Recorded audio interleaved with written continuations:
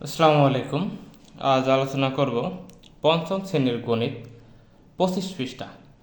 25 পৃষ্ঠার 1 নম্বর ছিল নিচের বাক্যগুলো গাণিতিক বাক্যে প্রকাশ করো এবং খোলা বাক্য ও গাণিতিক বাক্য শনাক্ত করো।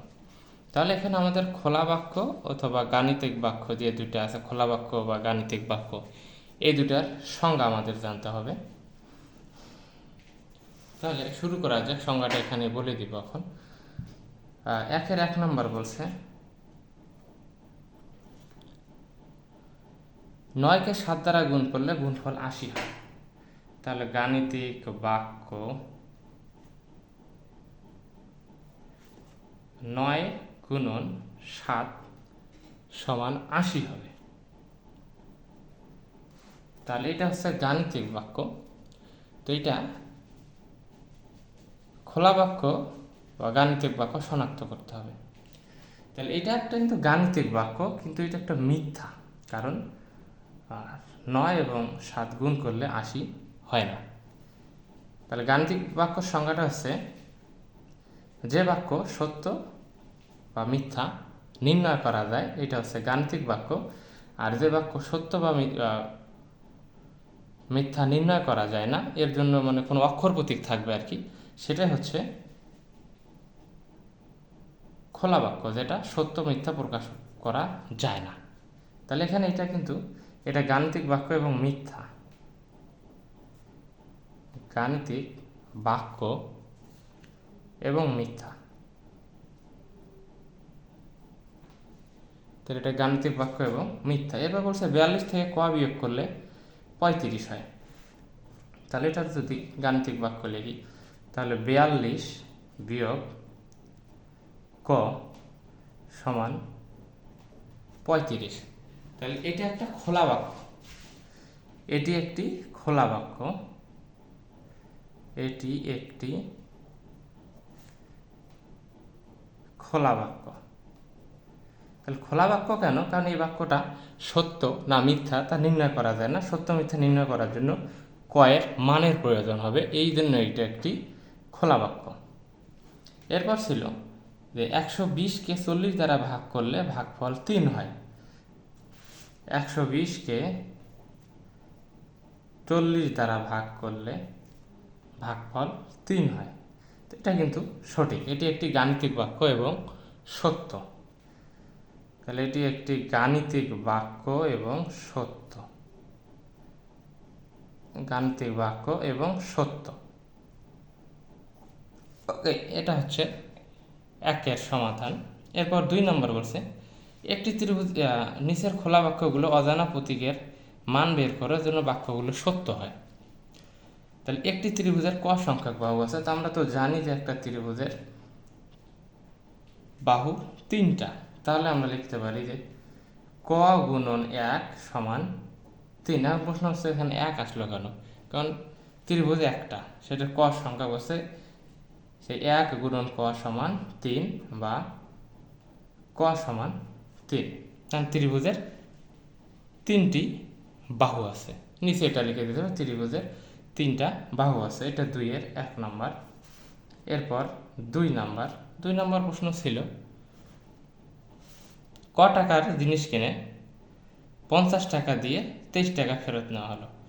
ক টাকার জিনিস কেনা হয়েছে, তাহলে এই যে ক এই জিনিসটার মূল্য, তাহলে 50 টাকা দিয়ে 23 টাকা ফেরত নেওয়া আছে। তাহলে 50 বিয়োগ 23।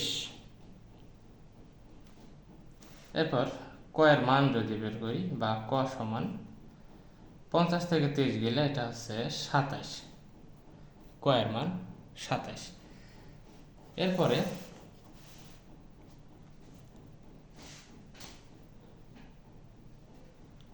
3 নম্বর, বর্গাকৃতির কিছু কাগজ আছে যার একটি বাহুর দৈর্ঘ্য ক সেন্টিমিটার। তাহলে আমরা বলছে বর্গাকৃতির কাগজটির পরিসীমা কত। তাহলে পরিসীমা বলতে কি বুঝি? পরিসীমা হচ্ছে যে কোনো একটা চিত্র, যেমন এটা যদি একটা বর্গ মনে করি, এটি একটি বর্গ, তাহলে এর পরিসীমা হবে এই 4 বাহুর যোগফল, মানে চতুর্দিক দিয়ে ঘুরে আসা। একবার ঘুরে আসলে তার পরিসীমা বা পরিধির সমান দৈর্ঘ্য অতিক্রম করা হয়। তাহলে বর্গের পরিসীমার সূত্র হচ্ছে 4 গুণন এক বাহুর দৈর্ঘ্য। এখানে এক বাহুর দৈর্ঘ্য দেওয়া আছে ক, তাহলে বর্গের পরিসীমা আমাদের বের করতে হবে। 3 নাম্বার 3-1 বর্গাকৃতি কাগজটির পরিসীমা।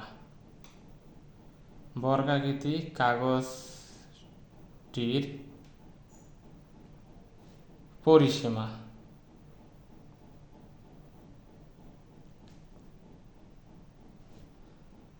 সমান 4 ক, কারণ ক সমান এক বাহু দৈর্ঘ্য, এখানে সাইড নোট দেওয়া যেতে পারে। ক সমান এক বাহু। এরপর ছিল এরকম 3টি বর্গাকৃতি কাগজের মোট ক্ষেত্রফল কত। এরকম 3টি বর্গাকৃতি কাগজের মোট ক্ষেত্রফল বের করতে বলছে। তাহলে আমরা জানি বর্গের ক্ষেত্রফল, বর্গের ক্ষেত্রফল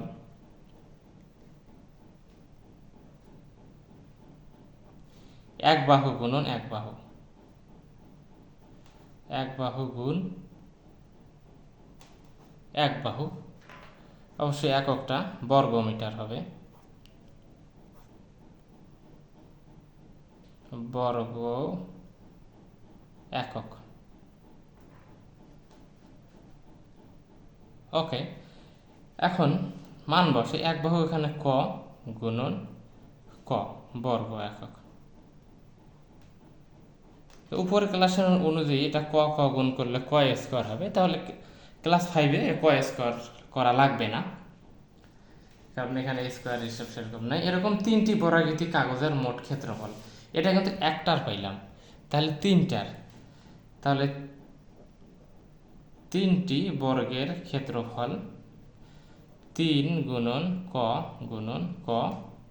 এটার বর্গ একক হবে না, এটা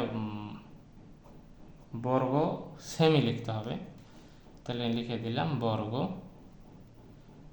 সেমি। এটা হচ্ছে 3 নাম্বার গেল। এরপরে গাণিতিক বাক্য সত্য করার জন্য কয়ের মান নির্ণয় করো। তাহলে এখানে সহজগুলো মুখে বলে দিই। তাহলে এই 9 ডানে গেলে বিয়োগ হবে, 15 থেকে 9 গেলে 6। এখানে বিয়োগ 12 ডানে গেলে যোগ হবে, 25 আর 12 হবে 37। এখানে গুণন 2 ডানে গেলে ভাগ হবে, তাহলে 22কে 2 দ্বারা ভাগ করলে 11। এখানে ভাগ 8 ডানে গেলে গুণ হবে, কয়ের মান হবে 7 8 56। 5 নাম্বার যেটা আছে সেটা করে দিই। 5 নাম্বার ছিল 7 গুণন 8 যোগ ক সমান 63, বা 8 যোগ ক সমান, এই গুণটাকে আগে সরাবো, গুণ ডানে গেলে হবে ভাগ, তাহলে 7 9 63, বা ক সমান, এটা যদি ভাগ করি হয় 9, আর এই 8 ডানে গেলে বিয়োগ হবে, তাহলে ক এর মান পাইলাম 1। সেভাবেই 6 নাম্বার, এই ভাগ 6 আগে সরাইতে হবে, ভাগ 6 ডানে গেলে গুণ হবে 6 6 36, তারপর বিয়োগ 4 ডানে গেলে যোগ হবে, 36 আর 4 হবে 40। এরপরে 5 নাম্বার প্রশ্ন,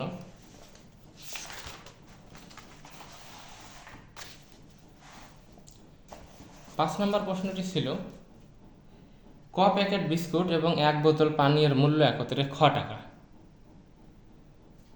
1 প্যাকেট বিস্কুটের মূল্য 18 টাকা এবং 1 বোতল পানীয়ের মূল্য 12 টাকা।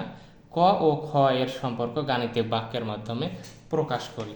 তাহলে আগের অঙ্কের মতোই দেখা যাচ্ছে।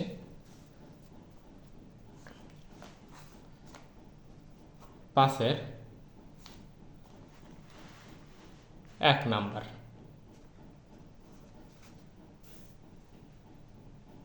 1 প্যাকেট বিস্কুটের মূল্য হচ্ছে 18 টাকা, তাহলে সে 18 লিখলাম। তাহলে বিস্কুট কত প্যাকেট কিনছে, কিনছে ক সংখ্যক, তাহলে ক দ্বারা গুণ, এর সাথে 1 বোতল পানীয় কিনেছে, তার মূল্য 12 টাকা, এই 12 যোগ হবে। তাহলে 1 বোতল পানির 1 বোতল দুঃখিত, 1 প্যাকেট বিস্কুটের মূল্য 18 টাকা। বিস্কুট কিনেছে ক সংখ্যক, ক দ্বারা গুণ, সাথে 1 বোতল পানীয়, তার মূল্য 12 টাকা, সেটা যোগ হয়েছে। এই মোট মূল্য হচ্ছে খ টাকা সমান খ। এটাই হচ্ছে গাণিতিক বাক্য অথবা ক এবং খ এর সম্পর্ক, যেটা বলছে গাণিতিক বাক্যের মাধ্যমে প্রকাশ করতে বলছে। এটা গাণিতিক বাক্যের মাধ্যমে প্রকাশ করলাম। এরপর বলছে খ এর মান নির্ণয় করো যখন ক সমান 10। তাহলে এই গাণিতিক বাক্য দিয়েই করবো আর কি।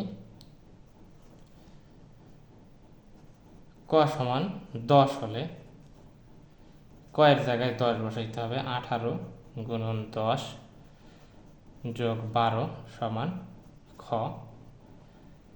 এটা গুণ করলে হবে 18 10 180 যোগ 12 সমান খ, বা খটাকে বামে নিলাম, খ সমান এটা যোগ করলে হয় 192। তাহলে অতএব খ সমান 192। এরপর 3 নম্বর বলছে ক এর মান নির্ণয় করো যখন খ সমান 120। তাহলে এই গাণিতিক বাক্যটাই নিতে হবে। 18 গুণন ক যোগ 12 সমান খ এর মান দেওয়া আছে 120, বা 18 গুণন ক সমান, এই যোগটাকে আগে সরাবো, 120 বিয়োগ 12, বা 18 গুণন ক সমান 120 থেকে 12 গেলে 108 হয়, বা ক সমান, তাহলে গুণ ডানে গেলে এটা ভাগ হয়ে যাবে, 108 ভাগ 18, 5 18 90, 6 18 হয় 108। অতএব ক সমান পাইলাম 6। তাহলে আজকে আলোচনা ছিল এই পুরো 25 পৃষ্ঠা। পরবর্তী ভিডিওতে বইয়ের ধারাবাহিকভাবে সমস্ত অঙ্কের সমাধান দেওয়া হবে। সবাইকে দেখার জন্য আমন্ত্রণ রইল।